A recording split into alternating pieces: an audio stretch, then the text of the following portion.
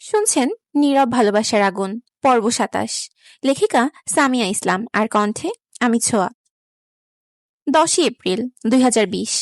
আজ সুমাইয়ার বিয়ে। সময় সকাল ১১টা ৩০। অথচ এখনো গভীর ঘুমে আচ্ছন্ন সুমাইয়া। কোনোভাবেই চোখ থেকে ঘুম কাটছে না। অনেকবার এসে ডেকে গেছে সারিনা, রূপা আর মিতালি, কিন্তু তবুও আবার ঘুমিয়ে পড়ছে সুমাইয়া। কাল ফজরের নামাজের পর হঠাৎই সারিনার ফোনে কল দেয় ফয়সাল। খুব নিচু স্বরে বলে, বাড়ির পেছনের দরজাটা খুলে দাও। সারিনা ভীষণ অবাক হয়ে যায়। সামনের দরজা রেখে পেছনের দরজা কেন? আর এই অসময়ে কেন এসেছে? মাথায় হাজারো প্রশ্ন ঘুরতে থাকে। তবুও কিছুটা একটা ভেবে চুপি চুপি রুম থেকে বের হয় এবং গিয়ে খুলে দেয় বাড়ির পেছনের দরজা। দরজা খুলতেই সারিনা অবাক হয়ে যায়। ফয়সাল দাঁড়িয়ে আছে কোলে সুমাইয়াকে নিয়ে। সারিনা একটু ভয় পেয়ে কাপা গলায় বলে, কি হয়েছে ভাইয়া? সুমাইয়ার কি হয়েছে? ফয়সাল দুষ্টু একটা হাসি দিয়ে বলে, রিল্যাক্স শালিকা, এত উত্তেজিত হবেন না, আপনার বোন একদম ঠিক আছে। তারপর পাশ কাটিয়ে ভেতরে ঢুকতে ঢুকতে হালকা গলায় বলে, ভালোবাসার ডোজটা একটু বেশিই পড়ে গেছে। সারিনা কথাটা শুনলেও ঠিক বুঝতে পারে না, শুধু চুপ করে তাকিয়ে থাকে। দরজা বন্ধ করে সে দ্রুত ফয়সালের পেছনে পেছনে হাঁটতে থাকে সুমাইয়ার রুমের দিকে। ঠিক তখনই এইদিকে আসছিলেন রোমানা শেখ। তাকে দেখে ফয়সাল দ্রুত একপাশের দরজার আড়ালে লুকিয়ে পড়ে। পরিস্থিতিটা মুহূর্তেই বুঝে ফেলে সারিনা। এখন যদি কাকিমণি দেখে ফেলেন তাহলে হাজারো প্রশ্নের মুখোমুখি হতে হবে। এক মুহূর্ত দেরি না করে সারিনা সুমাইয়াকে আড়াল করে দাঁড়ায়।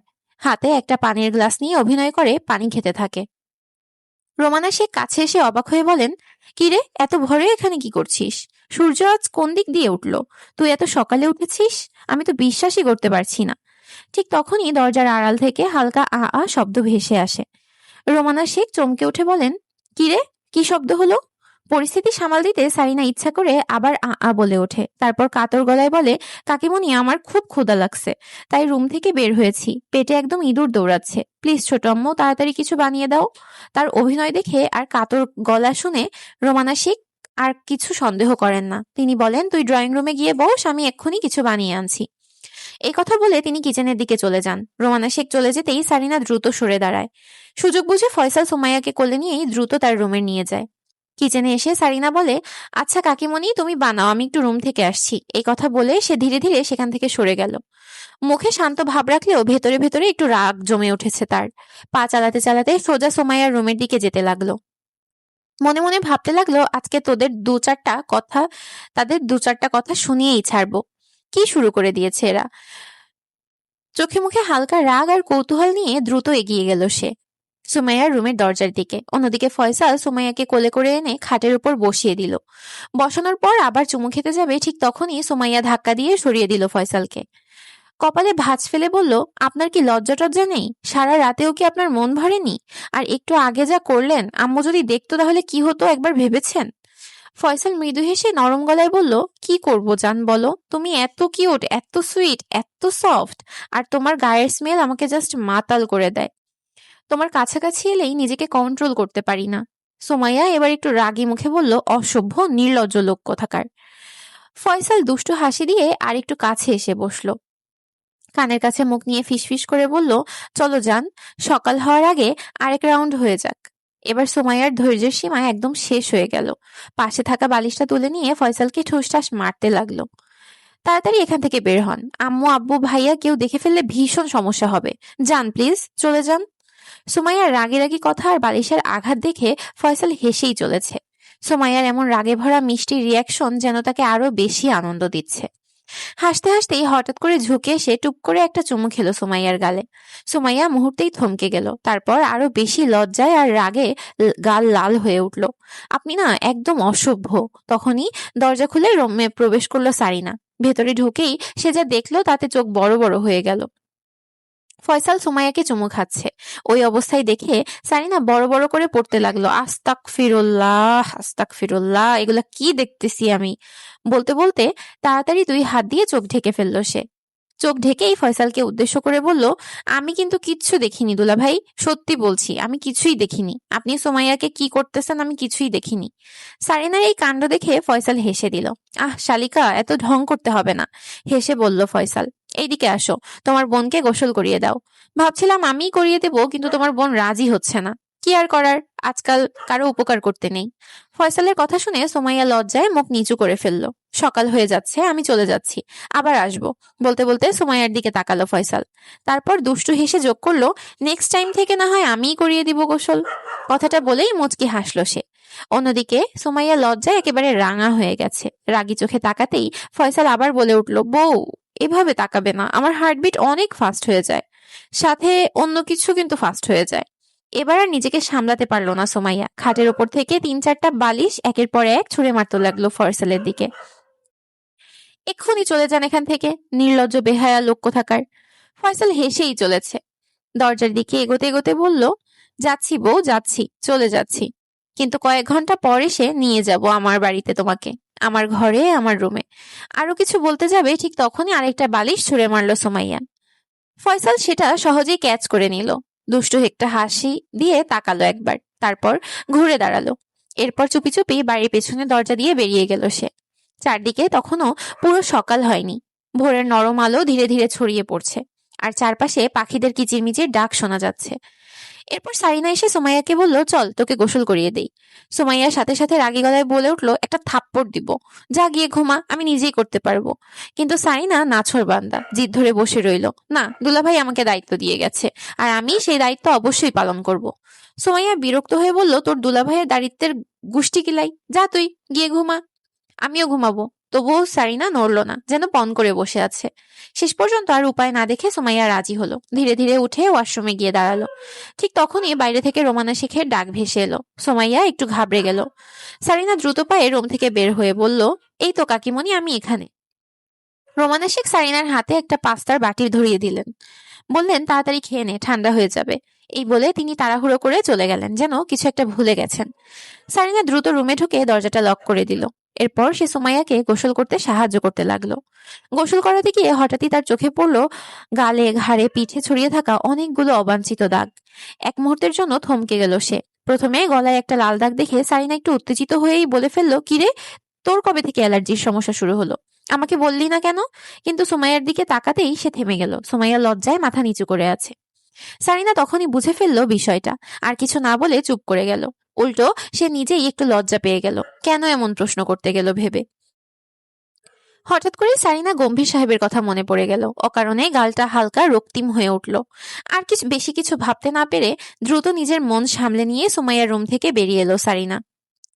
বর্তমান সুমাইয়া এখনো গভীর ঘুমে আচ্ছন্ন। এত কিছু চলার পরেও যেন তার ঘুম কাটতেই চাইছে না। খাটে আধশোয়া হয়ে পড়ে আছে সে। পাশে বসে আছে রূপা আর মিতালি। পার্লারের মেয়েরা তাদের মেকআপ করে দিচ্ছে মনোযোগ দিয়ে। অনেকক্ষণ পর অবশেষে সুমাইয়ার ঘুম ভাঙলো, কিন্তু তবুও চোখে ঘুমের ছাপ রয়ে গেছে। ঠিকভাবে জেগে উঠতেই পারছে না। এরপর আবার গোসল করিয়ে একদম ফ্রেশ করে তুলতে লাগলো পার্লারের মেয়েরা। ধীরে ধীরে বিয়ের জন্য তাকে প্রস্তুত করা শুরু হলো। অন্যদিকে পুরো বাড়ি তখন মেহমান দিয়ে ভর্তি। খাওয়া দাওয়া শুরু হয়ে গেছে। চারপাশে কোলাহল, হাসি আর ব্যস্ততা। কত মানুষ আসছে, দেখছে, গল্প করছে। পুরো বাড়ি যেন এক উৎসবের মেলায় পরিণত হয়েছে। আরেকদিকে সারিনা নিজের রুমের খাটের ওপর বসে আছে। চারপাশে ছড়িয়ে ছিটিয়ে আছে অনেকগুলো জামা কাপড়। কোনটা পরবে বুঝতেই পারছে না, ভীষণ কনফিউশনে পড়ে গেছে। একদিকে সময় কিন্তু খুব কম, কিছুক্ষণের মধ্যেই বরযাত্রী চলে আসবে। এরই মাঝে রোমানা শেখ কয়েকবার এসে তাড়া দিয়ে গেছেন, তাড়াতাড়ি রেডি হয়ে নে। গম্ভীর সাহেবের সাথে কথা বলতে বলতেই অনেকটা সময় চলে গেছে। সারিনা মাত্রই গোসল করে বেরিয়েছে, কিন্তু এখনো ঠিক করতে পারছে না কোন ড্রেসটা পরবে। অনেকক্ষণ ভাবনা চিন্তার পর অবশেষে একটা সিদ্ধান্ত নিল।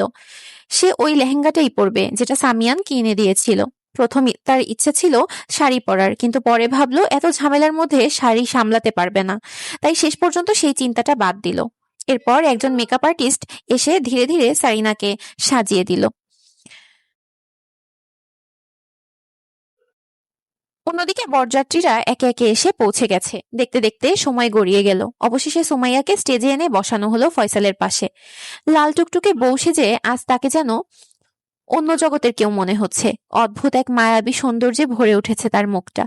চারপাশে সবাই তাকিয়ে আছে, কেউ চোখ ফেরাতে পারছে না। কিন্তু আনন্দের এই মুহূর্তের মাঝেই ধীরে ধীরে এসে গেল বিদায়ের সময়। সুমাইয়া একে একে সবার কাছ থেকে বিদায় নিতে লাগলো। আপনজনদের জড়িয়ে ধরে কান্নায় ভেঙে পড়ল সে। শেষবারের মতো সবার মুখের দিকে তাকিয়ে নিল, তারপর ধীরে ধীরে চলে গেল নিজের নতুন জীবনের পথে। রোমানা শেখ বসে বসে কাঁদছেন। মেয়ের জন্য বুক ফেটে যাচ্ছে তার, চোখের পানি থামছেই না। সামিয়ানের বুকের ভেতরটাও কেমন ফাঁকা ফাঁকা লাগছে। বোনকে বিদায় দেওয়ার সময় যে এত কষ্ট হয় তা আগে কখনো বুঝতে পারেনি সে। সুফিয়ান সাহেব সোফায় হেলান দিয়ে চুপচাপ বসে আছেন। মেয়েকে বিদায় দিয়েছেন, ভেতরে ভেতরে কষ্ট হচ্ছে, কিন্তু তা মুখে প্রকাশ করছেন না। চোখের কোণে জমে থাকা অনুভূতিগুলো তিনি লুকিয়ে রাখার চেষ্টা করছেন। রূপা আর মিতালিও কাঁদছে। সোমাইয়া যাওয়ার সময় তারা একে অপরকে জড়িয়ে ধরে কেঁদে উঠেছিল। সে মুহূর্তে যেন তাদের মাঝে এক অদ্ভুত অনুভূতি তৈরি হয়েছিল, কখনো মুখে বলা হয়নি, তবুও তারা বুঝে গেল একজন আরেকজনকে কতটা ভালোবাসে। অন্যদিকে সারিনার মনটা ভীষণ খারাপ, অনেকক্ষণ ধরে কেঁদেছে সে। এত কান্নার পর মাথাটা ভারী হয়ে আছে তার। উপর নিচে মানুষের কোলাহল, কথাবার্তা, হাসাহাসি সবকিছু মিলিয়ে মাথার যন্ত্রণাটা যেন আরো বেড়ে গেছে। তাই একটু শান্তি খুঁজতে সে নিজের রুমে চলে এলো। দরজা লাগিয়ে ধীরে ধীরে বিছানায় গিয়ে শুয়ে পড়ল। চোখ বন্ধ করতেই হঠাৎ করে দুপুরের ঘটনাটা মনে পড়ে গেল। সেই সময় চারপাশে ভীষণ ভিড়, কেউ খাচ্ছে, কেউ গল্প করছে, কেউ আবার হাসাহাসিতে ব্যস্ত।